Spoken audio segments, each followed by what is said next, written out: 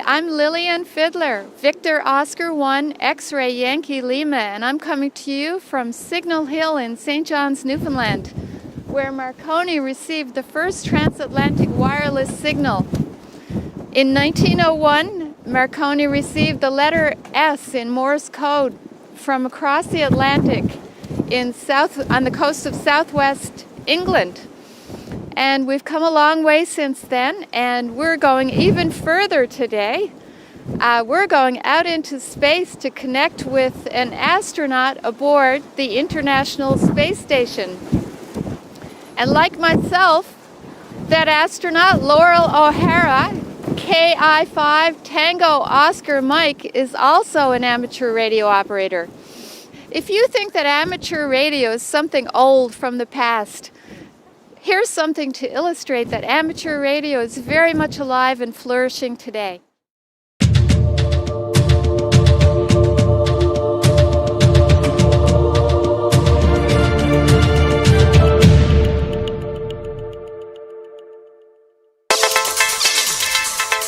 We live in an age of amazing technology. But for some people, just being a consumer of off-the-shelf gadgets isn't enough. If you're bored with this and looking for something more exciting, why not take a trip around the world at the speed of light? Delta Kilo 8 Lima Golf, this is Mike X-Ray 0 Sierra Sierra Whiskey. Okay, thank you Frank for coming back to my QRZ call. My name is Adam, as in Alpha Delta Alpha Mike, Alpha Delta Alpha Mike, Adam is my name. We all love to communicate. Amateur radio takes you beyond being a mere gadget user. It challenges you by putting you in charge of the technology. The bit that always interested me in the amateur radio was always the construction. One of the big things I've been interested in constructing is using the Raspberry Pi in amateur radio, because as a small single board computer it has a lot of potential, a lot of opportunities. So we're building a radio receiver. Okay. And so I'm just on the part which is the demodulator. This is a hobby with hundreds of different ways to have techie fun. Using this simple ham radio transceiver and a good antenna, you can talk to other amateurs around the world, and you can do it from almost anywhere. I'm at a portable station. The radio signals you transmit travel around the world at the speed of light. No internet connection or mobile phone signals are needed. Just your own skills as a radio ham. I'm 11 years old and I'm about to do the foundation licence here in England, over. I got into amateur radio really to get a greater understanding of technology. I spend so much time on my phone, on laptops, and really have no idea how any of it works. It was a really welcoming experience for me, a really great community, and really easy to actually do. In disaster situations, when normal communications are out of action, amateur radio still gets the message through, which is why many hams belong to organisations that train their members to provide emergency radio links when needed. I like the practicality of being able to send a message and know how to get something out to someone under your own steam, so kind of making it yourself. And I'm very interested in being able to do the electronics, being able to build things, being able to be self-reliant in communication. I think that's really interesting.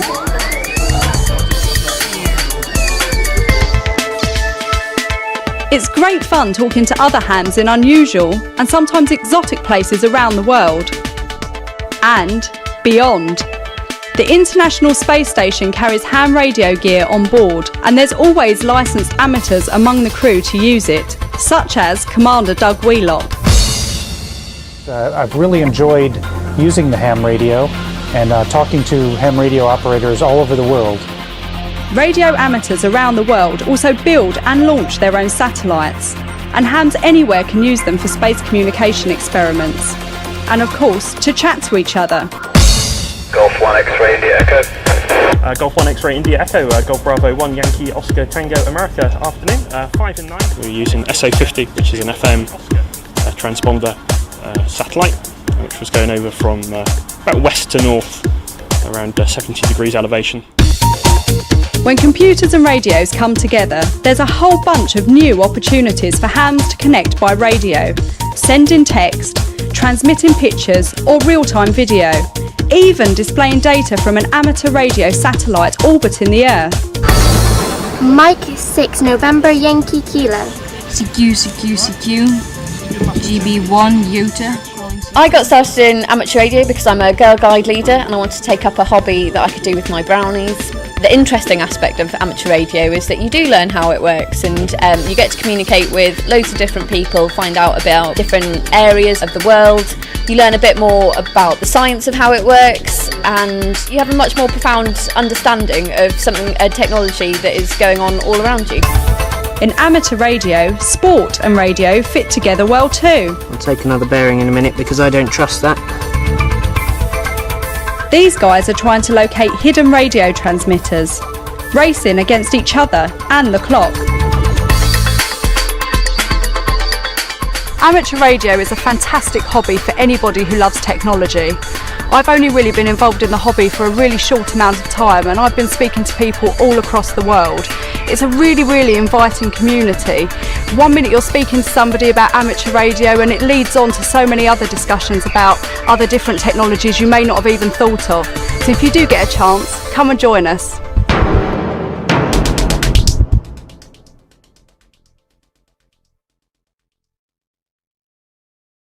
It's very obvious that amateur radio is still leading the way in telecommunications today. And while the International Space Station is orbiting the Earth, we are going to connect students in 4 different schools with an astronaut aboard the ISS. And those schools are Larry's Junior High, Larrysbrook Junior High, St. Paul's Junior High, Amalgamated Academy, and Mount Pearl Intermediate. Students will be asking questions to astronaut Laurel O'Hara. And just to give you an idea of what's involved in putting all this together, have a look at this.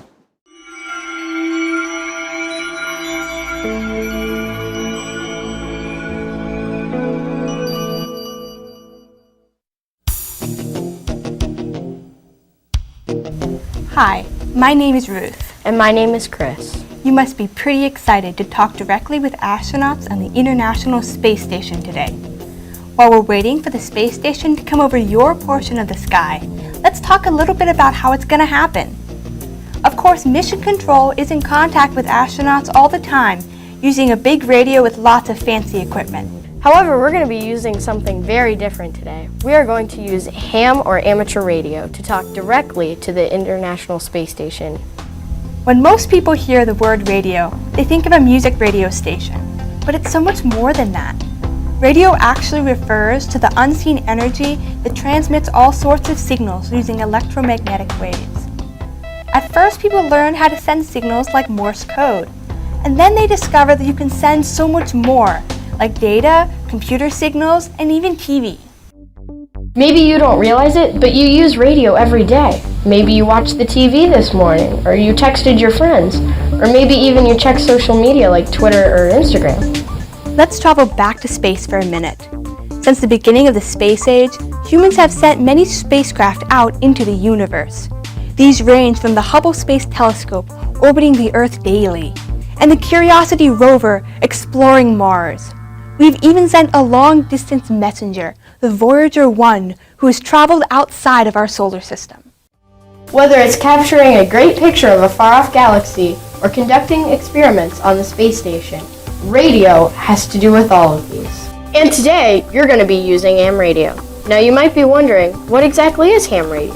Amateur or ham radio is a service and a hobby where operators can talk with people around their neighborhoods, their cities, their country, and even around the world. Amateur radio operators require a radio license from the government. They're not that hard to get. I have one. My call sign is KM4LAO. And mine is KD8YVJ. Our call signs are a way of identifying who we are to other operators. This lets everyone know that we have the proper license to using the radios. As amateur radio operators, or hams as we are often called, we can talk with others about basically whatever we want, often science or some new radio gadget that we are interested in. Let's focus back to the space station and your contact today. Many of the astronauts and cosmonauts aboard the space station are licensed ham radio operators. That's why your operators today can contact them. The people here, as well as the astronauts, are licensed to talk to each other, and you are allowed to talk over to their radio. For our conversation today, we'll need an amateur radio station on the ground, either in this location or somewhere else around the world. We'll also need a radio in the space station. NA1SS, NA1SS. You can hear the calls coming. This is November Alpha 1 Sierra Sierra, the International Space Station, over. On the space station, the radio transceiver is connected to an amateur radio antenna mounted on the outside. One of these antennas will be used today during our contact. For our side of the contact, we need a good-sized antenna, a signal amplifier, something to make our signal stronger, and a rotator for turning our antenna. We have to keep our antenna pointed right at the International Space Station. And remember, it's moving across the sky and fast. To aim the antenna properly, we need to track the path of the space station exactly. NASA uses complex systems to track the path of the space station and other orbiting objects. The satellite tracking program we are using works out a complicated set of mathematics to provide the orbital location of the space station moment by moment as it moves through space.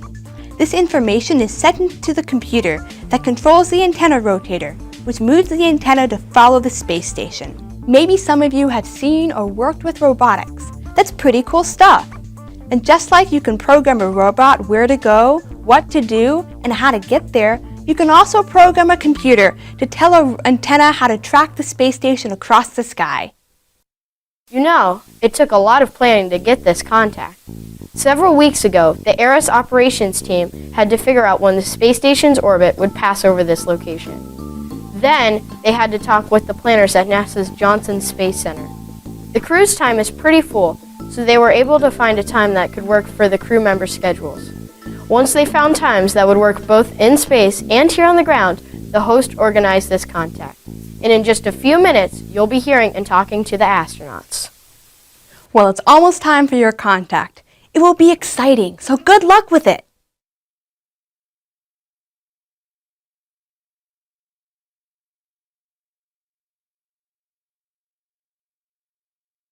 And now it's time to introduce you to the astronaut we'll be talking to today, Laurel O'Hara, KI-5 Tango Oscar Mike.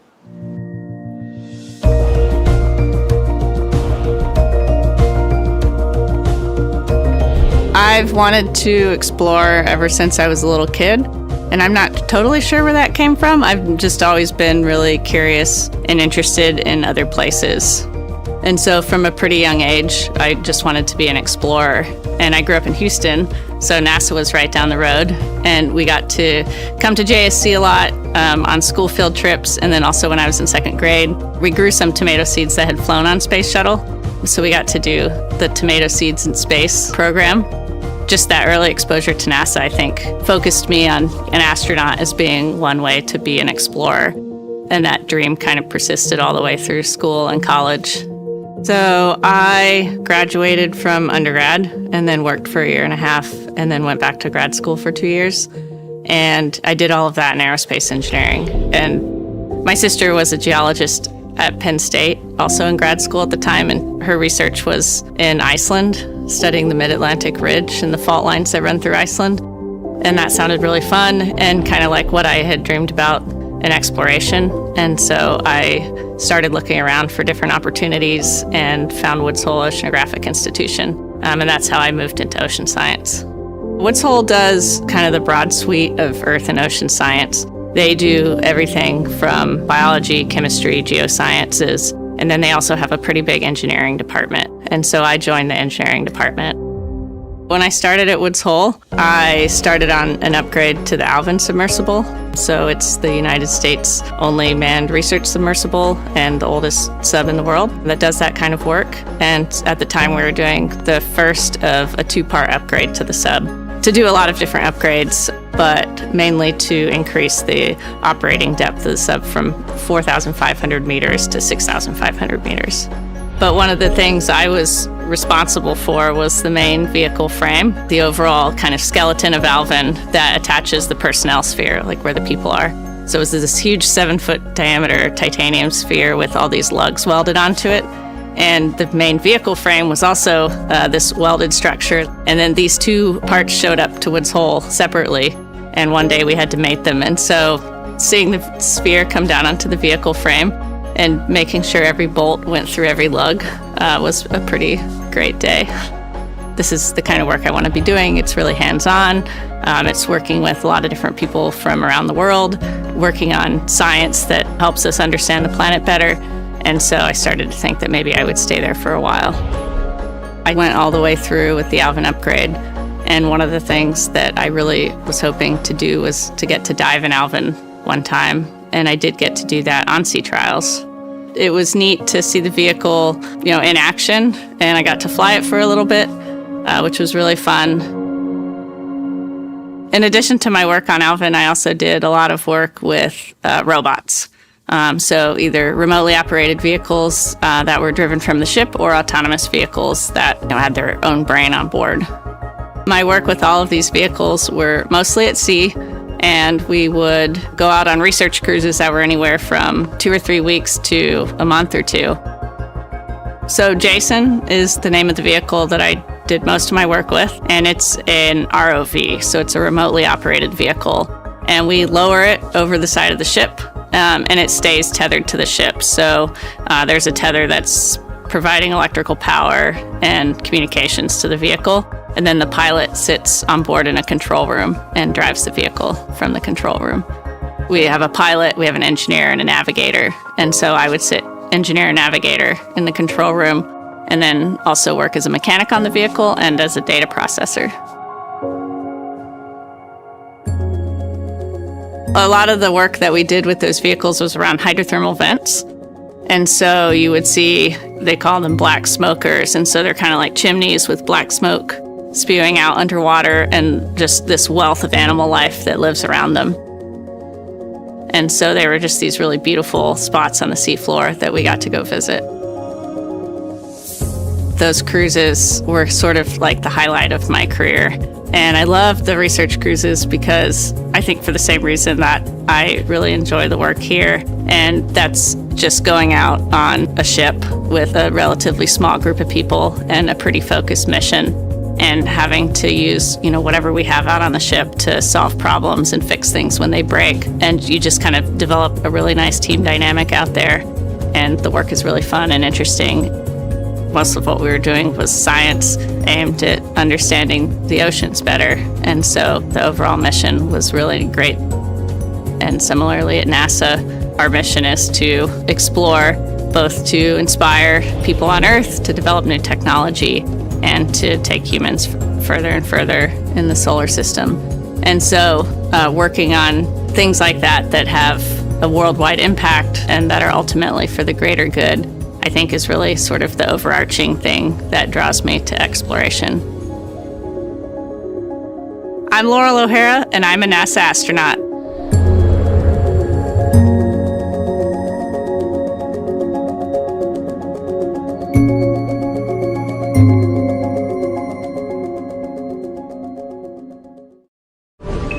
Subscribe for more space.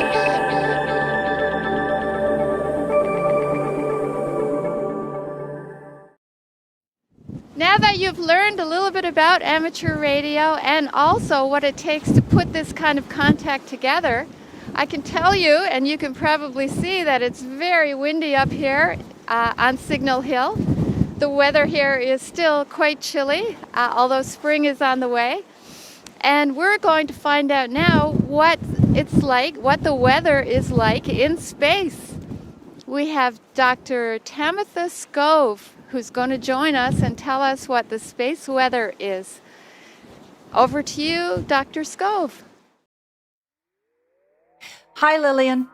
As we take a look at space weather this week, we've actually calming down a little bit. We've been getting a lot of activity from region 3614 and 15. 3614 has been firing off some solar storms, and 3615 has been our major flare player. And back on the 23rd, they both light up at the same time. You can see it right here. Bam! Right there, we've got a big solar storm launch from region 3614, and 3615 fires off a big solar flare. In fact, together they made this a big X-class flare. You can see it right here. You can see that region was on the day side. This lights up in a big solar flare, and now watch all these radio contacts on Earth's day side. Watch all the lines disappear when that big flare hits. Look at them all disappear for a short bit there. That was an R3 level radio blackout, and that caused a lot of issues on the amateur radio bands. On top of that, we also had a big solar storm being launched, as I mentioned, and you can see in coronagraphs, this is an instrument where we make a false eclipse. So we have the sun kind of in the center here, and this image is kind of like a bigger or stronger version of this one. And so we blocked out the sun to create a false eclipse so we can see the corona of the sun. That's the sun's atmosphere. And look at this big blast wave coming off. In fact, as I push it forward, you'll see it blasting off down here as well. Do you see that? You can see it all the way around the sun. We call this a full halo, which means that's a big solar storm coming towards Earth. And in fact, this solar storm did hit Earth on the 24th. It did give us some aurora for a little while, so you can definitely ask the astronauts if they happen to see any aurora for a short bit late on the 24th. But it also caused a big radiation storm, and that's what we're watching now.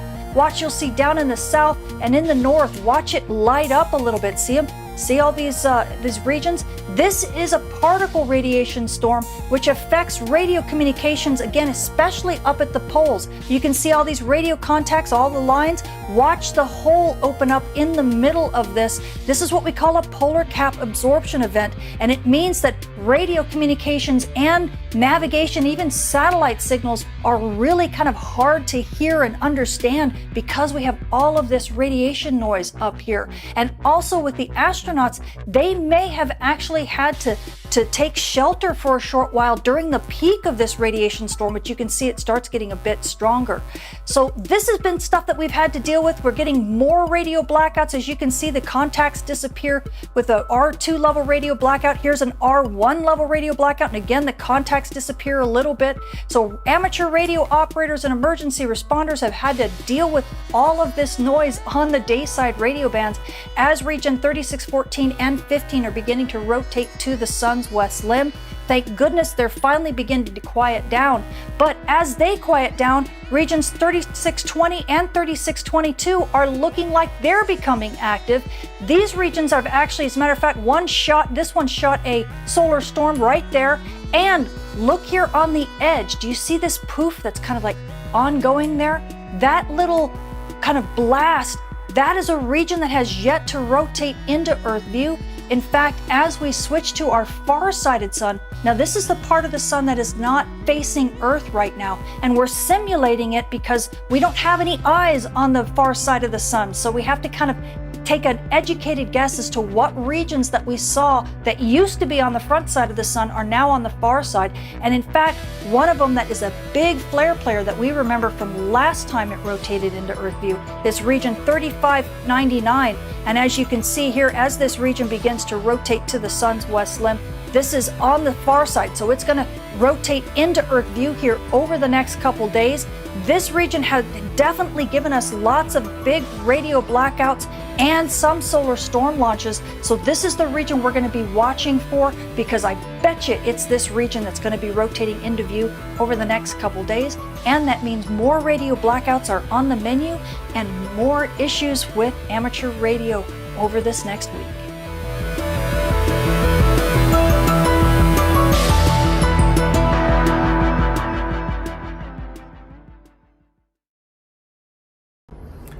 Hello, I'm Robert Thirsk, a former astronaut with the Canadian Space Agency, and I send my greetings to the students who will be participating in the upcoming radio contact from St. John's, Newfoundland with the International Space Station. During both of my previous flights, I had the opportunity to speak with students in classrooms around the world. and all of these radio contacts were memorable and gratifying for me. And even across the vast distances of space, I could sense the excitement in the voices of the participating students in their classrooms down below. Who knows? Radio contact between a student and a space station astronaut could be the spark that inspires a future career in telecommunications or in space exploration. So all my best to the students for their upcoming March 27th encounter with space station astronauts. I know that the contact event will unfold beautifully. Goodbye.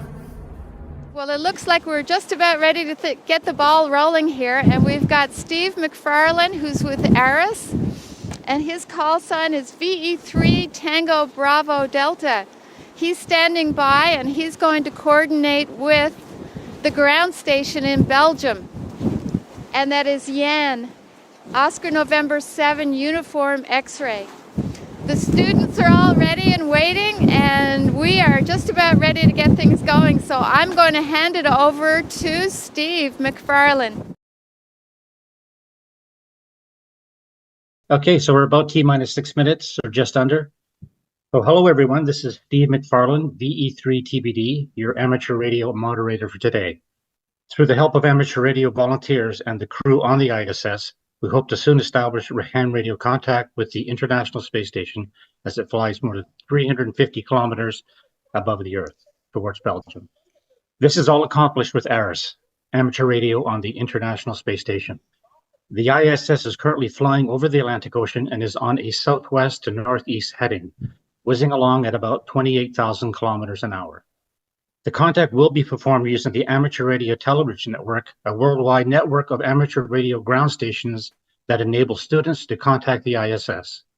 We call this one a multi-point contact, as students come from a variety of high schools in St. John's and are connected via one common Zoom link. ARIS is a consortium of ham radio volunteers from 9 nations that develop and operate the amateur radio station on the International Space Station. Some members of ARIS are the American Radio Relay League, the worldwide AMSAT Radio Amateur Satellite Corporations, CSA, the Canadian Space Agency, ESA, the European Space Agency, JAXA, the Japanese Aerospace Exploration Agency, NASA, the National Aeronautics and Space Administration, and Roscosmos, the Russian Federal Space Agency. The amateur radio ground station that will establish contact with the ISS is ON4 ISS in Antwerp, Belgium, operated by Jan Popelier, ON7UX. Thanks for helping us out, Jan. Our contact today is Laura O'Hara, KI5TOM, who will be operating OR4 ISS on board the International Space Station. Laura will be talking with students from St. John's School Authority in St. John's, Newfoundland, Canada.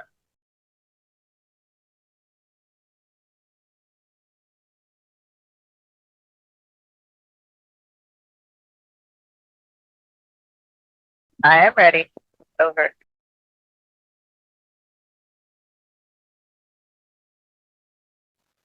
Okay, I think the first question is ready. Go ahead. Marie, and can you describe what Earth looks like from your view over? In a word, vibrant. There's so much color. The planet is so alive. You can find it in space. But at the same time, you see the atmosphere as this very thin light blue line along the surface, which gives it this great sense of fragility at the same time.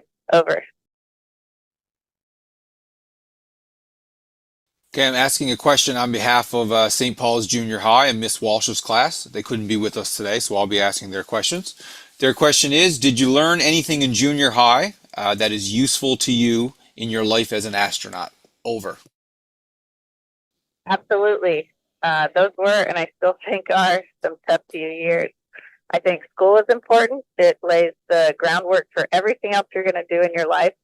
But equally important is learning how to be kind to people in any situation and developing the confidence to be yourself no matter what.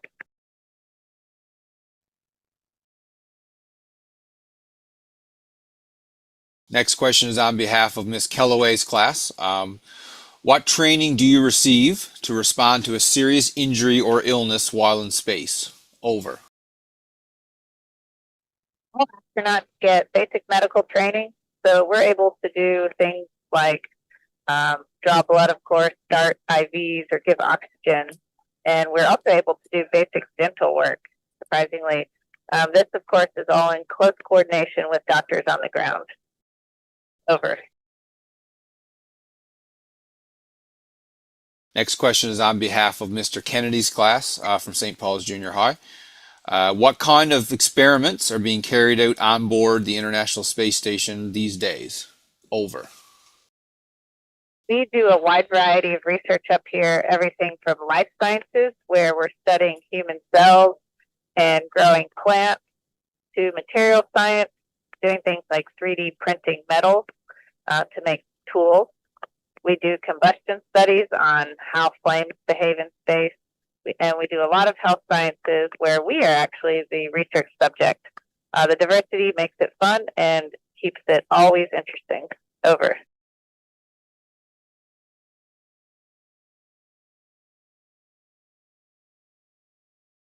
Next question.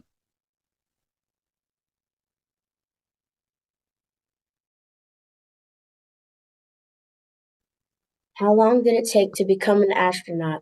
What was your path/education that led to this career? Over. Well, I would say it really took my entire life because I used skills that I gained throughout my life here. But seriously, training takes about 2 years initially, and then we train about 1.5 years for our specific mission. I studied aerospace engineering in college, and then after that worked in ocean science as an engineer and operator of underwater robots before I came to NASA. Over.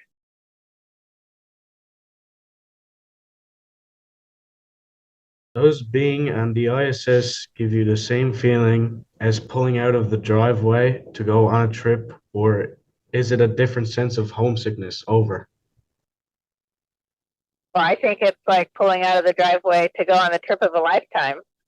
This has been the best adventure, and I miss specific things from Earth, like seeing my friends and family and weather, but I haven't really been homesick getting to look back at our beautiful planet every day. Over.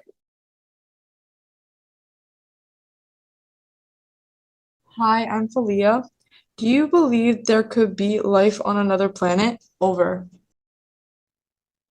I hope so. I think if we find it, it might be in oceans on other planets, which I think are one really interesting place in our solar system that we haven't really gone to explore yet.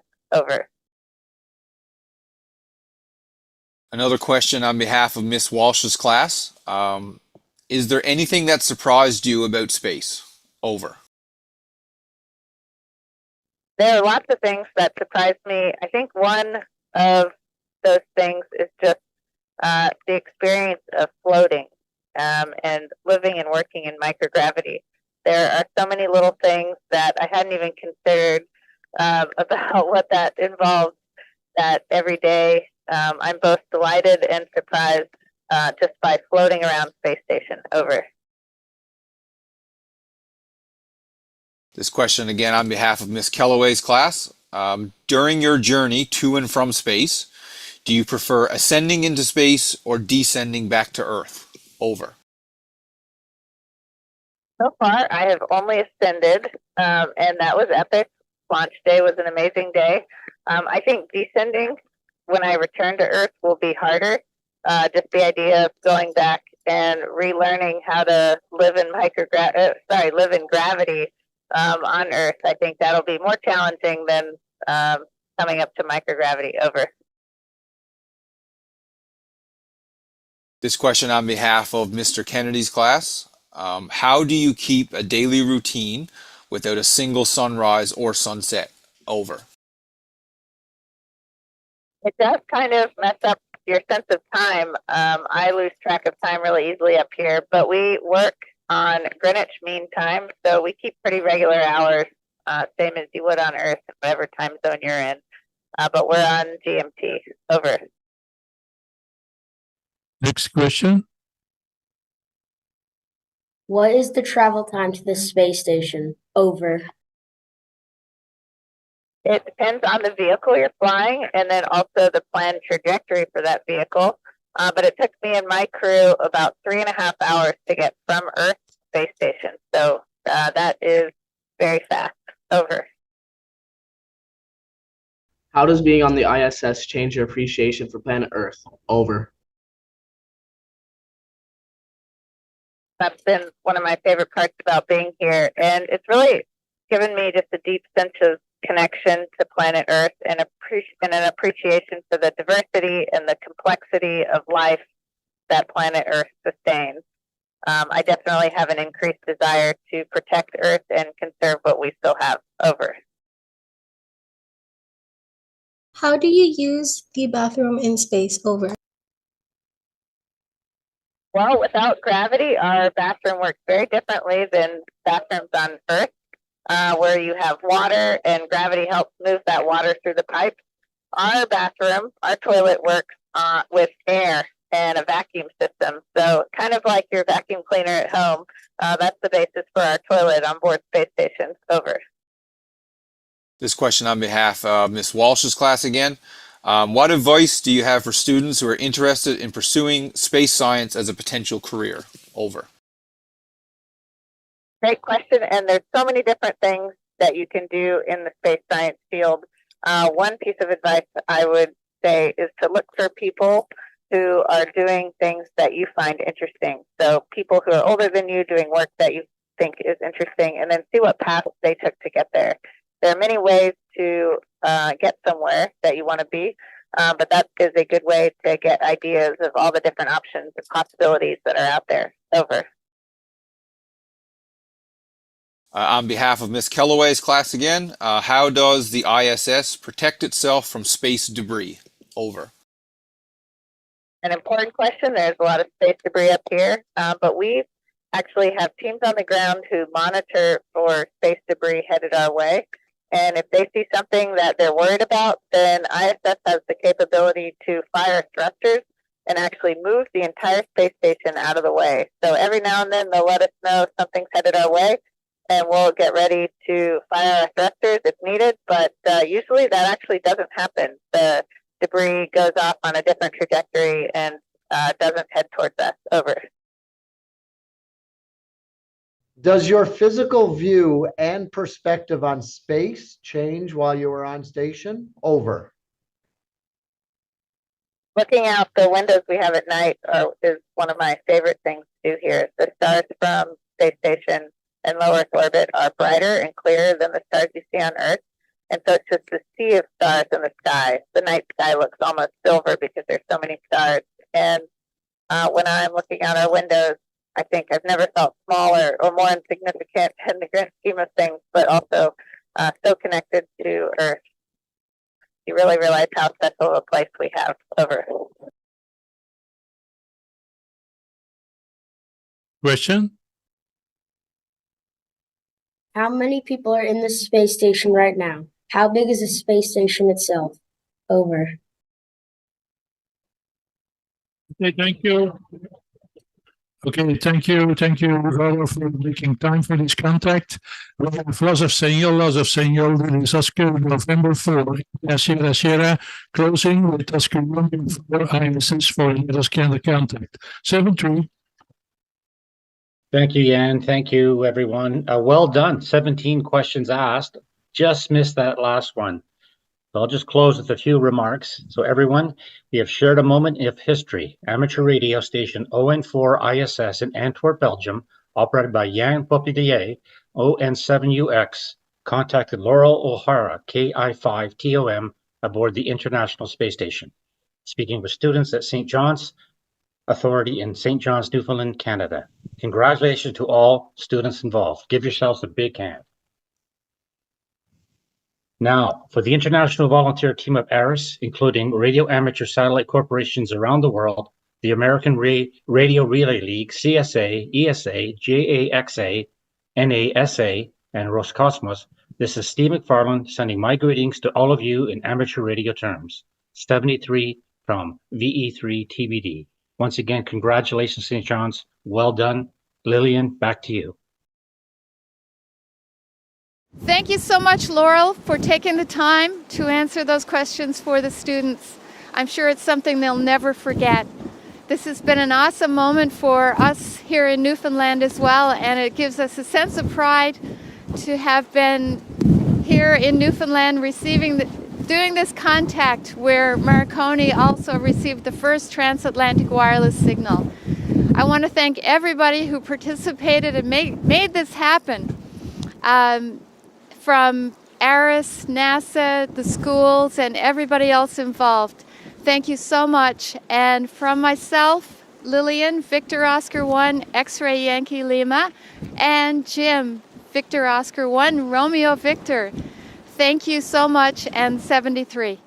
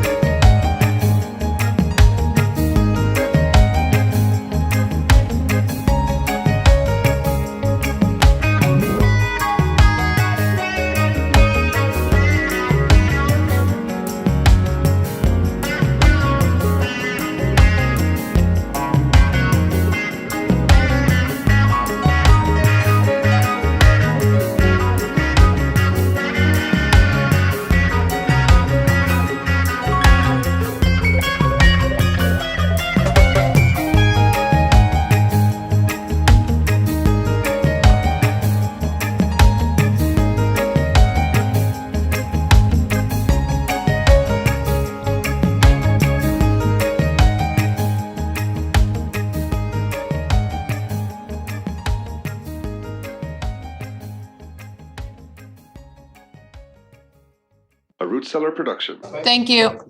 Thanks. Thanks. Thanks. Thank you. Excellent.